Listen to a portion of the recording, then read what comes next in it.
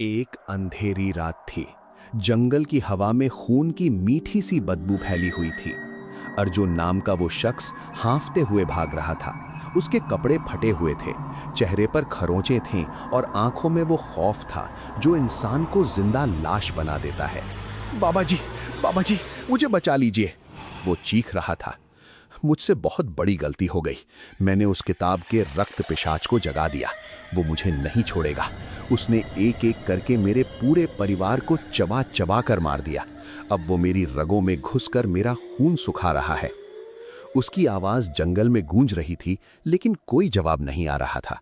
पीछे से एक साएं साएं की आवाज आ रही थी, जैसे कोई लंबी जीभ हवा को चाट रही हो। अर्जुन ने मुड़कर देखा तो दूर अंधेरे में दो लाल लाल आंखें चमक रही थीं। वो आंखें इतनी भूखी थीं कि लग रहा था वो पूरा जंगल निगल लेंगे। बाबा जी, मैंने पूजा बहुत सावधानी से की थी। सारे मंत्र ठीक से बोले थे, लेकिन पता नहीं कहां से गलती हो गई।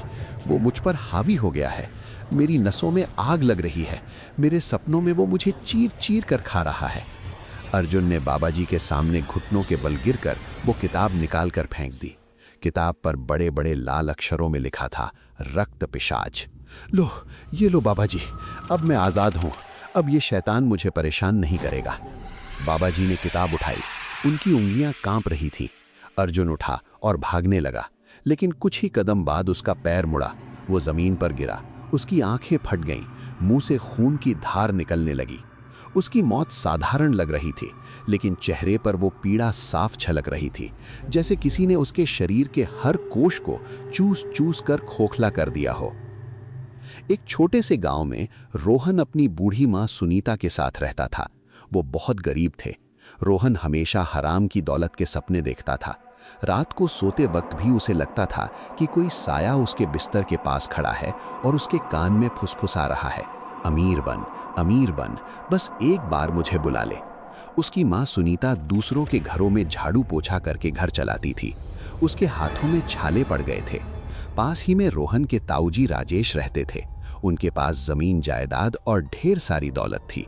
अरे बेटा रोहन, तू कुछ काम क्यों नहीं करता? मैं बूढ़ी होती जा रही हूँ। मुझसे अब घर का और बाहर का दोनों काम नहीं होता, सुनीता रो रो कर कहती। रोहन हंसता, अरे माँ, अभी मेरा समय नहीं आया। जब आएगा तो पूरा गांव मेरे नाम से कांपेगा। मैं रातों रात अमीर बनकर दिखाऊंगा। एक दिन रोहन घर से बाहर निकला। उसकी आंखों में लालच की आग जल रही थी। बहुत हुआ, अब मैं उस जंगल में जाऊंगा जहां कोई नहीं जाता। वहां रक्त पिशाच का वास है। मुझे पता है वहां कुछ छिपा है जो मुझे रातों रात राजा बना देगा। रात के अंधेरे में वो मशाल लेकर निकल पड़ा। जंगल घना था। पेड़ों की डालियां जैसे हाथ फैलाकर उसे रोक रही थीं। हवा में सड़ांध आ रही थी। रोहन के मन में डर तो था, लेकिन लालच उससे ज्यादा था। जंगल के अंदर गहरे तक पहुंचते ही पीछे से एक भारी आवाज आई, रुक जा बालक, क्या तू नहीं जानता ये जंगल किसका है? रोहन घूमा। सामने बूढ़ा बाबा खड़ा था। उसकी आंखें गहरे गड्ढों में धसी हुई थी। कौन हो तुम? क्या तुम वही हो जिसे मैं ढूंढ रहा हूं? बाबा मुस्कुराया। मुस्कान में दांत नहीं थे, सिर्फ खून से सने मसूड़े दिख रहे थे। नहीं बालक, लेकिन जिसे तू ढूंढ रहा है वो मेरे पास है, रक्त पिशाच की वो श्रापित किताब। रोहन ने हाथ जोड़े। बाबा जी, मुझे वो किताब दे दो। मुझे धन चाहिए। माँ दूसरों के घर काम करती है, लोग मुझे ताने मारते हैं। मैं रक्त पिशाच को बुलाकर उससे अमीरी मांगूंगा। बाबा ने चेतावनी दी, सुन ले बालक, रक्त पिशाच कोई साधारण भूत प्रेत नहीं, वो खून का प्यासा है। छोटी सी गलती तेरा पूरा खानदान चूस लेगी। उसकी भूख कभी नहीं मिटती। रोहन ने जिद की, मैं कोई गलती नहीं करूंगा। बाबा ने किताब निकाल कर दे दी और सारी विधि समझा दी। भोग चढ़ाने के लिए स्वस्थ जानवर लाना। बीमार जानवर देखा तो वो तुझे ही अपना भोग बना लेगा। रोहन किताब लेकर घर लौटा। अगली सुबह उसने माँ सुनीता को सब बताया। माँ, बस 5 दिन तक मेरे कमरे में मत आना, चाहे मैं चीख चीख कर क्यों ना बुलाऊं। हम इस गांव के सबसे अमीर बन जाएंगे। सुनीता डरी हुई थी, लेकिन बेटे का विश्वास देखकर चुप रह गई। शाम को रोहन ने गांव से एक सूअर पकड़ा। सूअर बीमार था, उसके शरीर पर घाव थे, लेकिन रोहन ने ध्यान नहीं दिया। उसने कमरे में चारों तरफ दीपक जलाए, सामने सूअर का मांस रख दिया, मंत्रों का उच्चारण शुरू किया। 4 दिन तक वो न खाया न पिया, सिर्फ मंत्र बोलता रहा। उसकी आंखों के नीचे काले गड्ढे पड़ गए, शरीर सूख कर कांटा हो गया। 5वीं रात आधी रात को कमरा अचानक ठंडा हो गया। हवा में खून की तेज गंध फैल गई। दीपक एक एक करके बुझ गए। रोहन ने देखा सामने एक काला साया खड़ा था। उसकी लंबी लंबी उंगलियां नाखूनों की तरह चमक रही थीं। आंखें लाल थीं जैसे 2 जलते कोयले। मुंह से लार की जगह खून टपक रहा था। वो सुअर के मांस की तरफ गया, सूंघा और फिर अचानक रोहन की तरफ मुड़ा। नहीं, नहीं, मेरी पूजा असफल रही। रोहन चीखा, लेकिन पिशाच उसमें समा गया। रोहन का शरीर कांपने लगा, उसकी नसें फूल गईं, आंखों से खून रिसने लगा। वो जमीन पर गिर पड़ा। सुबह सुनीता कमरे में घुसी तो देखा रोहन लाश की तरह पड़ा था। चेहरा पीला, शरीर सूखा, आंखें गड्ढों में। बेटा, ये क्या हुआ? रोहन ने कमजोर आवाज में कहा। माँ, मुझे बचा लो, रक्त पिशाच ने मुझे अपना शिकार बना लिया। सुनीता घबरा गई। उसने किताब खोली और पढ़ने लगी। पसीना उसकी आंखों में चला जा रहा था। आखिरकार उसे एक उपाय मिला, बुरी शक्ति को किसी और पर भेजने का, लेकिन उसके लिए किसी और को फंसाना पड़ेगा। तभी राजेश ताऊजी आए। अरे रोहन बेटा, तेरी हालत तो खराब हो गई है। उन्होंने पैसे रखे और चले गए। राजेश की जवान बेटी अंजलि थी। वो पूछने आई, चाची, भैया की तबीयत कैसी है? सुनीता ने अंजलि को अंदर भेजा। अंजलि ने रोहन को देखा तो उसके पैर कांप गए। वो लाश की तरह था। सुनीता ने एक लड्डू को रोहन के ऊपर 7 बार उतारा और अंजलि को खिला दिया। प्रसाद है बेटी, मंदिर का। अंजलि ने खा लिया और चली गई। 5 दिन बाद आधी रात को रोहन खुद उठ बैठा। माँ, मुझे भूख लगी है। सुनीता खुश हो गई। बेटा, तू ठीक हो गया। लेकिन उसी वक्त अंजलि के घर में हाहाकार मच गया। अंजलि अभी तक नहीं उठी थी। जब वो बाहर आई तो उसके माता पिता सकते में आ गए। उसका चेहरा फीका, आंखों के नीचे काले घेरे, होंठ सूखे। बेटी, ये क्या हुआ?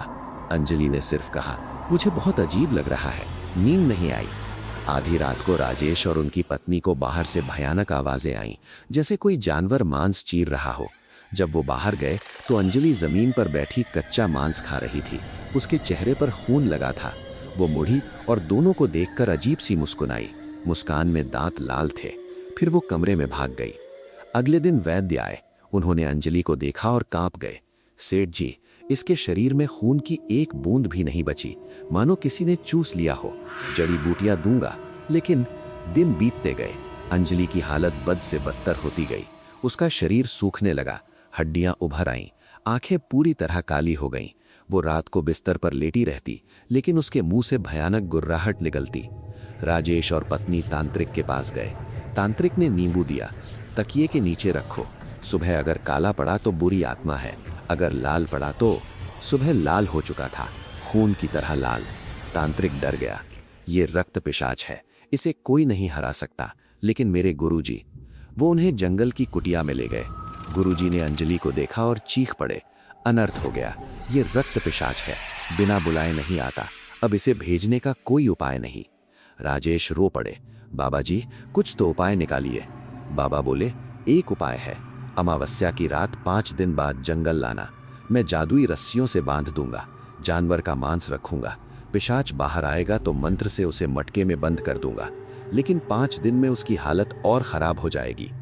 5वें दिन अमावस्या की रात अंजलि को पेड़ से बांध दिया गया। उसका शरीर कीड़ों से भरा था, मुंह से झाग निकल रहा था। तांत्रिक ने मांस रखा। अंजलि तड़पने लगी। जादुई रस्सियां कस गईं। अचानक अंधेरा और घना हो गया। हवा में खून की बारिश होने लगी। एक भयानक चीख के साथ रक्त पिशाच बाहर निकला। उसका रूप देखकर राजेश की रूह कांप गई। लंबा काला शरीर, लाल आंखें, दांतों से खून टपक रहा था। नाखून लंबे और धारदार, वो मांस की तरफ लपका। तांत्रिक ने मंत्र पढ़े। पिशाच चीखा, जंगल हिल गया, पेड़ों की पत्तियां झड़ गईं। मटके में बंद होते वक्त उसने आखिरी बार चीख मारी, मैं वापस आऊंगा, पूरे खानदान को चूस कर मारूंगा। अंजलि की हालत सुधर गई, लेकिन रोहन को पता चल गया कि उसकी गलती की वजह से सब हुआ। वो रात को फिर जंगल गया, बाबा जी से मिला। बाबा जी, मेरी गलती से मेरी बहन की जान गई, अब किताब ले लीजिए, मुझे और मेरी बहन को बचा लीजिए। बाबा ने कहा, देर हो गई बेटा, अब पिशाच पूरे खानदान को खत्म करके ही मानेगा। रोहन घर लौटा, लेकिन अब सब कुछ खत्म हो चुका था। दोस्तों, ये थी वो भयानक घटना जो रक्त पिशाच की किताब से शुरू हुई और पूरे खानदान को निगल गई। अगर आपकी रूह अभी भी कांप रही है तो तुरंत लाइक का बटन तोड़ दो। कमेंट में लिखो ड्रैक्सॉर सबसे डरावनी घटना। सब्सक्राइब कर लो ड्रैक्सॉर चैनल को ताकि ऐसी और भयानक वीडियोस आपको मिलती रहें। बेल आइकन जरूर दबाओ, शेयर कर दो अपने ग्रुप में ताकि और लोग भी रात भर जागें। अगर आप चाहते हो कि अगली वीडियो और भी खूनी और डरावनी हो तो कमेंट में और खून लिख दो। मिलते हैं अगली भयानक रात में। तब तक अंधेरे में मत जाना क्योंकि वो कहीं छिपा हो सकता है। Stay scared, your horror channel ड्रैक्सॉर।